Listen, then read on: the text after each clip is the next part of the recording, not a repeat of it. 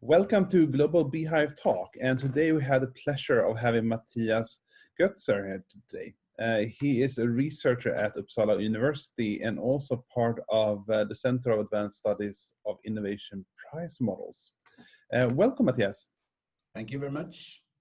It's a very interesting field that you are doing research in. Can you tell us a little bit about yourself and your field of expertise and research? Well, yes, and thank you, Hans, for letting me joining this little beehive. I think it's interesting to meet like this and discuss different ideas regarding especially digitalization. So, well, the context that I'm in, as you said, I'm currently employed at Uppsala University as a senior lecturer and researcher, but also associated to the Center for Advanced Studies of Innovative Price Models. And what we are interested in there is very much how you can think about pricing strategically. And that means that you have to consider how the way you charge for something is connected to the actual value offering that your business model is providing towards your customers. But also you have to consider the business ecology that you're part of. And of course, every part of this is today influenced in different ways of digitization. Yeah, that's very nice. Interesting that everybody is sort of part of this ecosystem. Yes. You have written a book about digitalization, and which is quite interesting. Can you give us a little bit about your views about what digitalization actually is and how it's actually changed over time? Well, in its simplest form, digitalization is about making data computer readable. I mean, it is today, as we think of digitalization, it is very much connected to information technology, and that we can make computers work the data and contribute to creating information. It means also that it provides society with the information flows that are constant, that are in various medias. So information technology itself is a kind of general purpose technology that has been evolved in different innovations. So, and a more broader definition of digitalization or digitization, it is about the economic, social, and societal effects of computerization, so to speak. So it influences pretty much everything we do today. Definitely. Like you and I are meeting in this forum on this channel instead of sitting in a room recording. Yeah, definitely. I mean, I think one of the greatest evidences is when you take the bus or train in the morning and you see everybody sitting and playing with their phones and watching a stream video or buying a vacation or whatever they do. It's very much different from 15 years. Exactly. But as you said also in the book about digitalization that we, me and a colleague published a couple of years ago in Swedish, there we also trace back, because within technology research there's this idea of path dependencies. It means that we are here today because, I mean, we have chosen different paths in the previously. And if you look on the urge for mankind to communicate in effective ways, it means that the way we use, for example, the internet or the internet as an innovation today goes all the way back to actually the telegraph and the telegraph innovation. I mean, during just a short period of about 5 years, there were 19,000 kilometers of telegraph wires constructed in the US alone. I mean, it was great efforts of building all these telegraph lines. But of course, there were also immediate values created. It meant that you could, when the full grid was constructed, you could communicate from east coast to west coast within, 10 or 15 minutes instead of 3 weeks. Mm. So and that idea of a more reliant, faster way of communicating is something that we as mankind always has been interested in, and today we do that by using digital media. Mm. An area which is very much related to digital is the question about business models. Obviously, that has changed quite rapidly the last 15 years. Why do you think these new business models occurred, and what are they based on? Well, business model in itself, it is a concept that is a little bit randomly or used, but the fundamentals of business model, if you look on business model research, it is that business model is very much about how you create value within an organization, within a business, and how you capture that value. These are the two essential questions when it comes to understanding business models. And if we think of it as value creation, it means also that you have certain activities and resources and corporations that are necessary, and value capturing is very much about what you do and how you address your different customers and so on. Given that, it means that a lot of previous analog business models, so to speak, there, for example, if you have constructed and sold a car in the mid 1970s, it was very much about having a solid mechanical machine. And the Swedish car brand Volvo, for example, they have always been keen about speaking about security, but security at that time was that they had these 3 puncture belts, and it was safe for those within the Volvo, maybe not so safe for the one they hit, and so on. Today, I mean, Volvo is still, their core value is very much about security. But security today, it is a completely different thing. You have security for those in the car, because you have airbags that are triggered by sensors that are controlled by a software.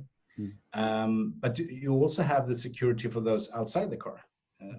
For example, as they will have tried to illustrate in the commercials, that you have this collision thing, that if you come too close to something, the car automatically brakes, because you have sensors that can sense that, okay, you're on the way of a collision.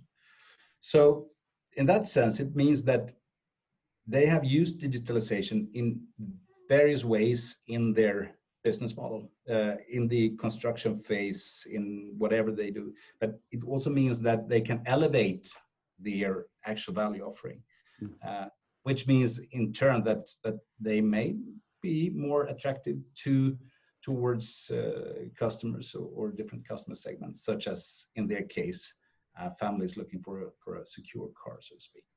So you can see that on one hand, there are previous analog business model that gradually has become more and more digitized, and because of that, their actual value offering and the value they create has also changed.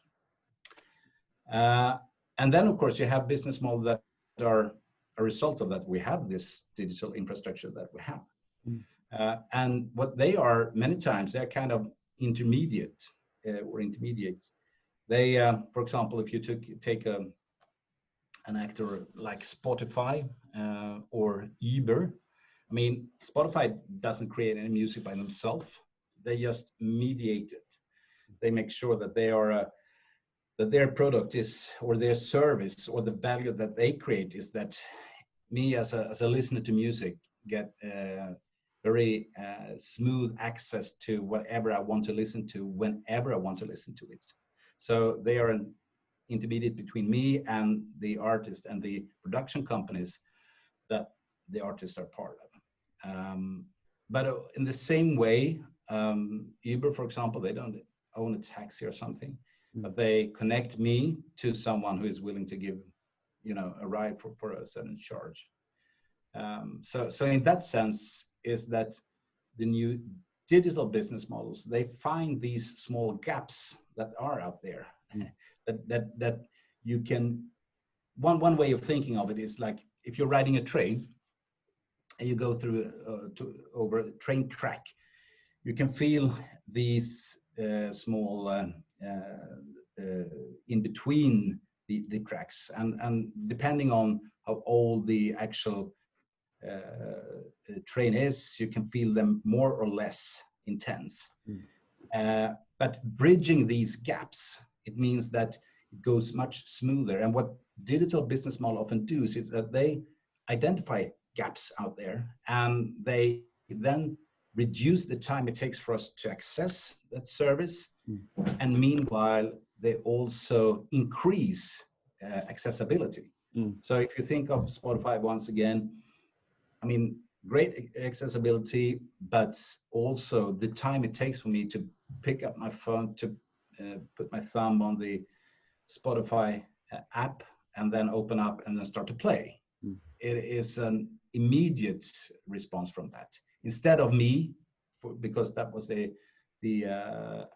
actual way we did it before. It was that I take a CD record or a magnetic tape to put it in my Walkman or whatever I had for device, and hope that the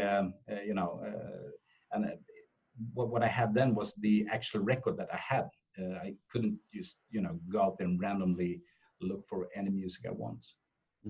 That's quite interesting, because what I hear you saying is that these kind of companies have a little bit redefined what value actually is. And when we've been working with Airbnb or hiring our partners through them, it's so interesting that they always provide other kind of services as well.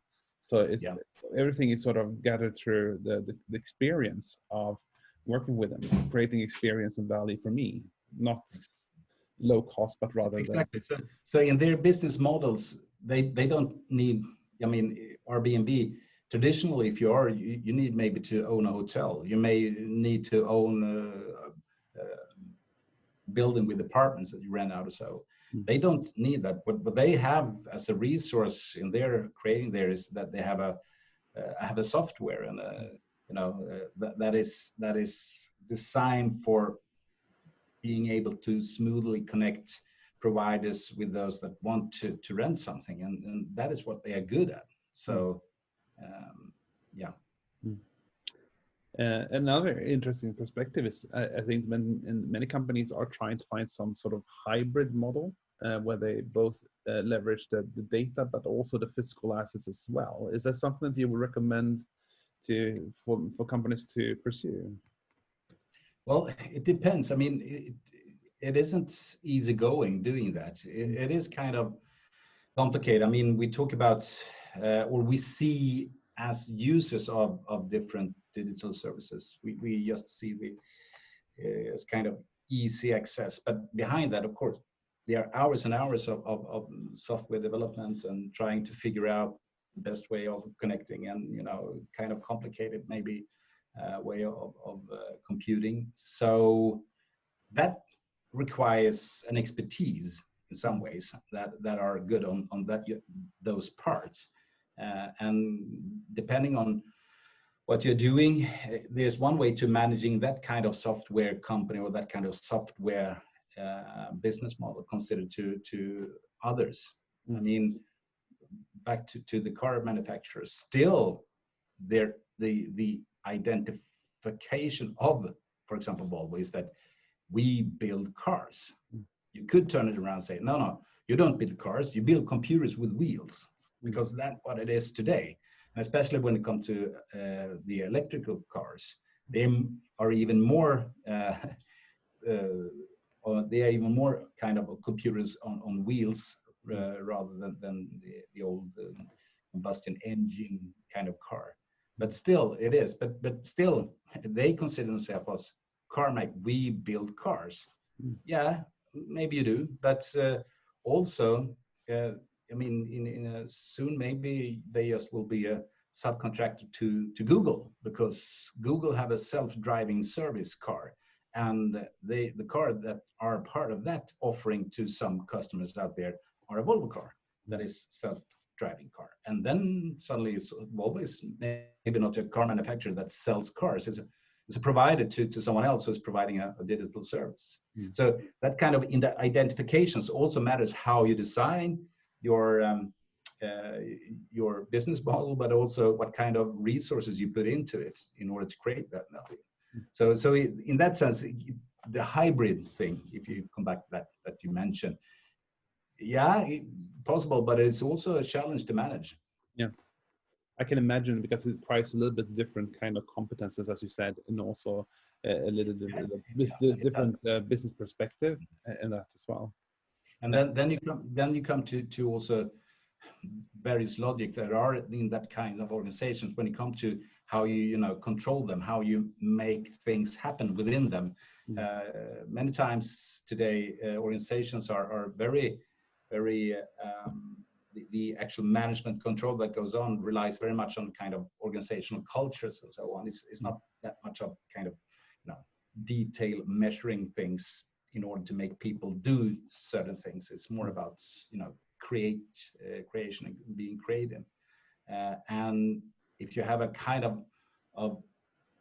if you have a company that is defined by some kind of engineering culture, that could maybe hard to combine with a more, I don't know, other type of organizational culture that could be dominating in other contexts.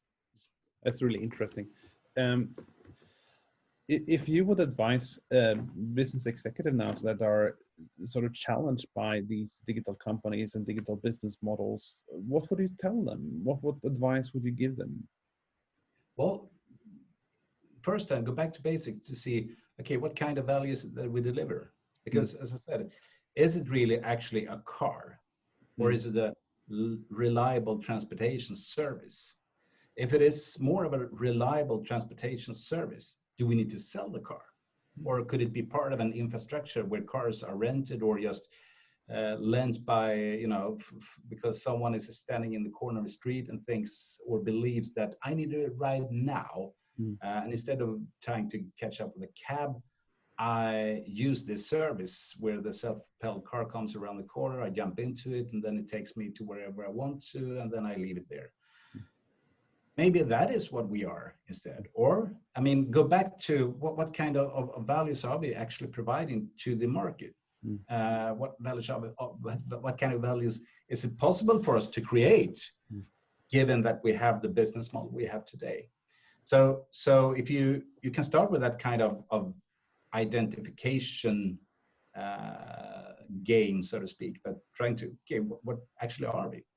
And then if you still think that, yeah, what we are doing today is very, reasonable, and that is what we are good on. Okay, but once again, if you look then 5 years ahead or 10 years ahead, given that what we know about digitalization today, what is happening, for example, we are now building the 5G networks that will give us a great more capacity to transfer data, wireless all over the globe almost. You have the big data and the AI possibilities to analyze that data. That may influence, whatever we are doing, or isn't it? I mean, so try also to catch the bigger picture of what is happening, what kind of digital trends are ahead. And of course, that is very hard to foresee. For example, if we look on Sweden, I don't know, 5-6 years ago, we had that concept called the bank ID, the personal identification system that the banks, the banks in Sweden cooperated around. Yes, it wasn't that widespread and so on. But today, I mean, it is used, I wouldn't say everywhere, but in a lot of places, and a lot of companies use the bank ID that you could log on to your services through the bank ID app. And that is, and also in Sweden, for example, that we seldom use physical cash now, and that we have this way of what we say, swish. So that is also a service that has, we as a it has been started being used in great part of the society. And when that happens, it turns maybe not things all the way around, but it influences actually how we act. And of course, that could be hard to foresee, but you have to try to do that exercise also if you're a CEO for a company, to try to foresee, okay, what will happen in the digital environment, what will happen to society, what will happen to the business ecology that we are a part of, given that these digital trends are on the verge. But it seems that you're talking about is that there's required a quite great deal of daring to challenge yourself in some way, and daring to go into the unknown. Yeah. And how do you see that? Is that something that the companies are prepared to do, or are they more conscious about challenging themselves? Well, it depends. Yes. If you ask an academician about something like that, is always the first answer is it depends. Yeah. Well, yeah, it depends on several things. As I said before, organizational culture. What kind of company are we? Are we innovative? Is that our culture, so to speak? But another context is, of course, are there any majority owners of the company, or is it a kind of mixed owner? It means that who has the greatest influence on the actual operations when it comes to who is dominating the board of the company, for example. I mean, such things also. And given that someone is a dominant owner, what purpose do they have with it? Is it more like a steady return on investment rather than contributing to something new or creating something new? So that is also a challenge, I believe. But I mean, creating new identities, it also takes time. So you have to be, steadfast and try to, if you are have an idea about a new course or setting a new course, once you do that, you have to be kind of steadfast, I believe, because, for example, another example that are when it comes to sustainability and climate change is that oil companies, traditional oil companies or natural gas companies or fossil fuel companies like Shell and British Petroleum, they're talking about becoming energy companies that are not into the, in the long run, not into the business of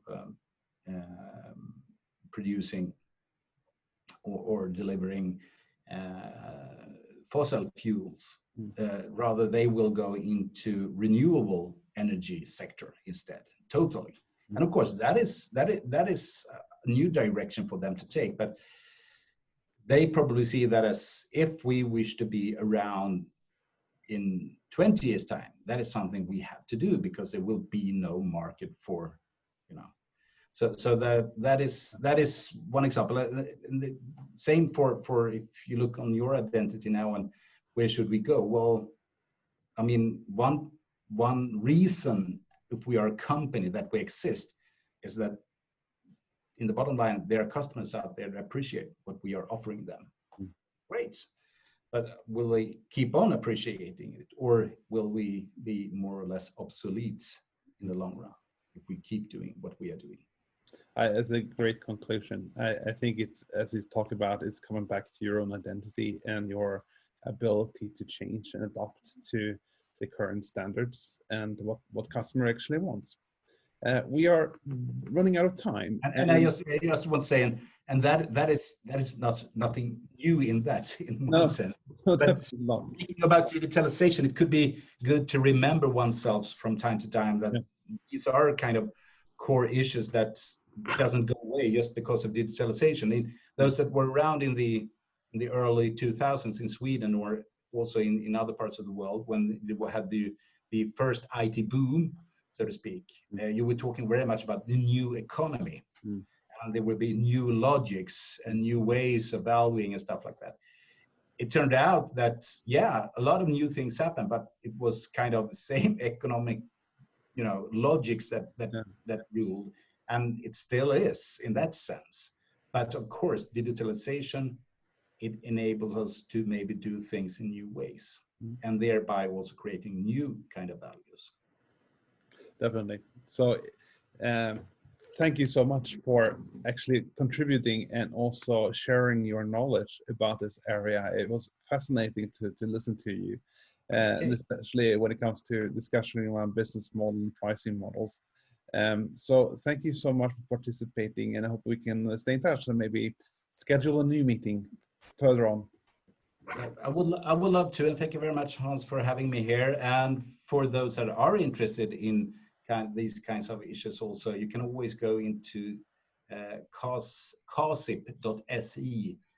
We have a web page there where we have collected some of our research work and publications and so on. So yeah, that's also a possibility. Thank you so much. Okay, thank you.